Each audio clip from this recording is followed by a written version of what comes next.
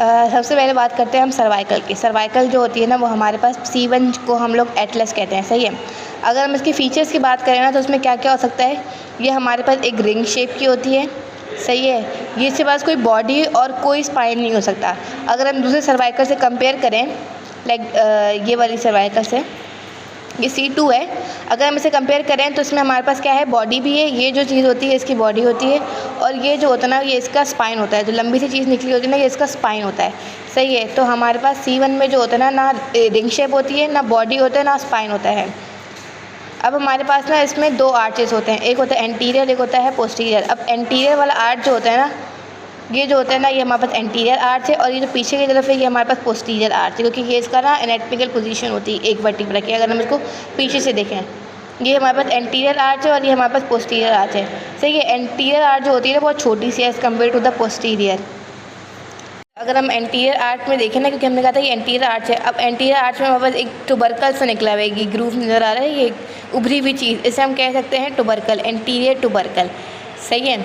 अगर हम बात करें पोस्टीरियर सरफेस में, एंटीरियर के पोस्टीरियर सरफेस में देखेंगे ना, तो ये हमारे पास ना एक ओवल सा एक फैसेट जॉइंट बना रहा होता है, जिसमें C2 का डेंस आर्टिकुलेट करता है। ये हमारे पास C2 है, ये इसका डेंस है। मैंने बताया था ना, ये इसकी बॉडी होती है और ये इसका स्पाइन होता है, सही है। अब 1 और 2 किस तरह से होते हैं, ये 1 है तो ये 2 जो होता है ना, वो इस तरह से आर्टिकुलेट करता है 2 के साथ, सही है। ये एंटीरियर आर्च, ये एंटीरियर टुबरकल, और ये हमारे पास डेंस होता है।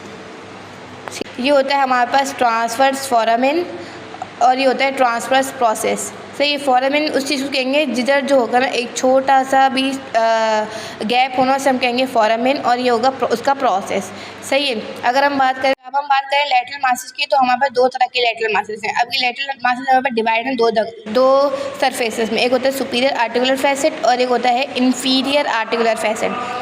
अब हम बात करें सुपीरियर आर्टिकुलर फैसेट की ना, तो सुपीरियर आर्टिकुलर फैसेट को हमें बताइए, हमें उसको क्या कहते हैं, इस सर्वाइकल बोन पहली वाली को C1 एटलस कहते हैं, सही है।